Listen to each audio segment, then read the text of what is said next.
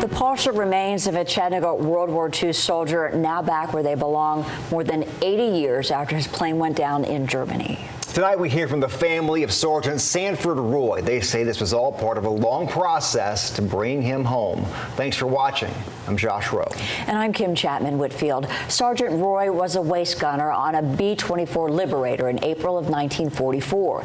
And a soldier shot his plane down over Brunswick. Allied forces were unable to locate the site of that crash, so Sergeant Roy's remains and those of his crew members remained unaccounted for after the war. But in 2015, an independent research group uncovered new information about a possible crash site. By the summer of 2024, the military finally had some answers. Ja'Kai Spikes shares her conversation with Sergeant Roy's family about their grief and hope for the future.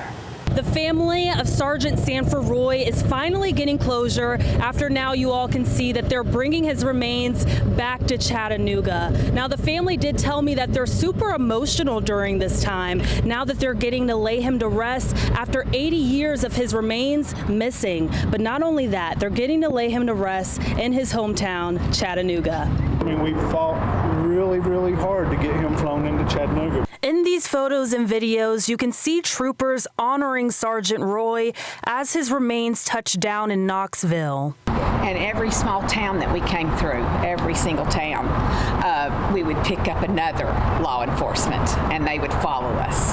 So, and then at the edge of their county, they would peel off. Darla Broderick, Sergeant Roy's great niece, told us that only 25% of Sergeant Roy's remains were found by an organization in Germany 4 months ago. Seeing him just now in the uniform, knowing that after 81 years of being missing, that his own parents didn't even know that he was where he was, and knowing that we have him back home now. One thing that has helped Darla in this grieving time is being able to recount the countless stories her father told her about her great uncle. My dad always talked about how Uncle Sanford would teach him how to go out and ride bikes or drive cars illegally, and he was just like, he was never married, so they were his kids. And always my dad talked about him with a heart. But now, Sergeant Roy's family won't be the only ones honoring him for his service. It was amazing coming back from Knoxville, all the people stopping on the side of the road. One man was out of his truck at attention.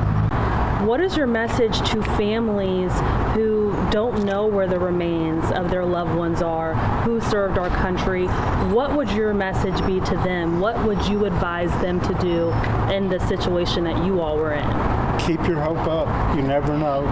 Now, sadly, if you think about people that were in the Navy, and if the ship went down at sea, they're probably not going to find those people, unfortunately. So my heart goes out to them, those people too. From Chattanooga, I'm Ja'Kai Spikes, News Channel 9.